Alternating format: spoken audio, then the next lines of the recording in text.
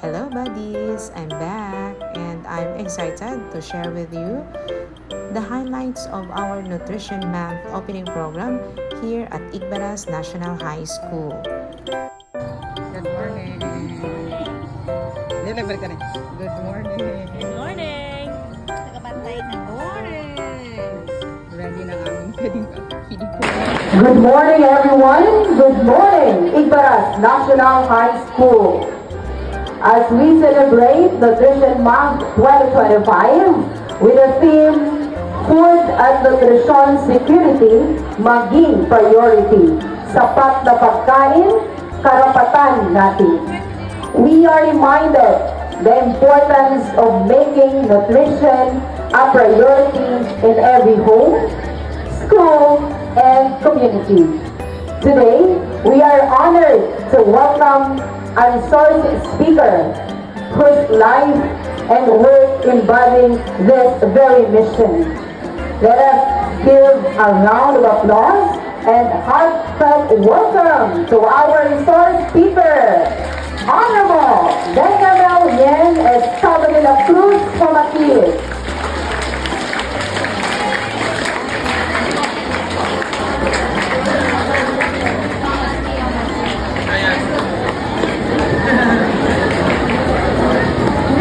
Where you are now, full of determination and dreams.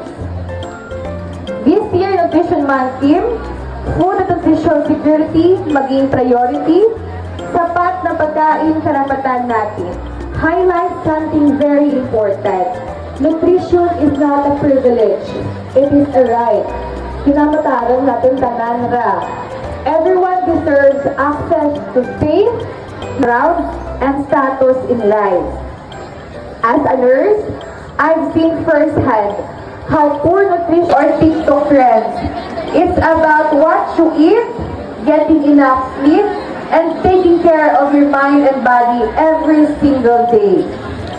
You have the power to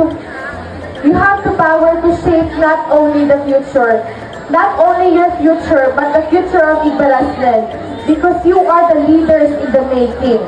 Principal, our department heads, and Mrs. Maria Ana E. Casiano, PLE Coordinator for the awarding of the certificate and token of appreciation to our esteemed guest speaker.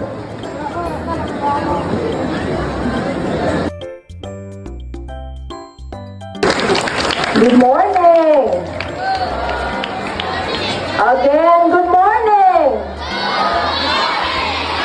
Okay, so I would like to announce to you our activities for this Nutrition Month celebration. For July 14, we have a cooking contest open for grade 10, 11, and 12 only. So kindly look for Ma'am Jeba Gubok and Ma'am Marvi Dolian if you want to join the contest.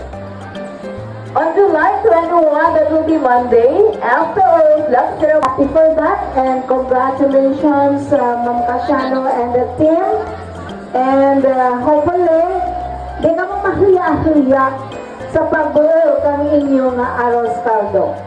So, we initiated that project because last year, very start day of the opening of the classes, daw 5 kabilog ang daw agubay para makadto sa clinic. So this day, pila kabilog darwa. I know you wake up earlier. The reason why you cannot eat the food. That's it buddies! Our Nutrition Month opening program last Monday was truly a success. Let's remember that proper nutrition is not just a choice, it's a right and a priority for all.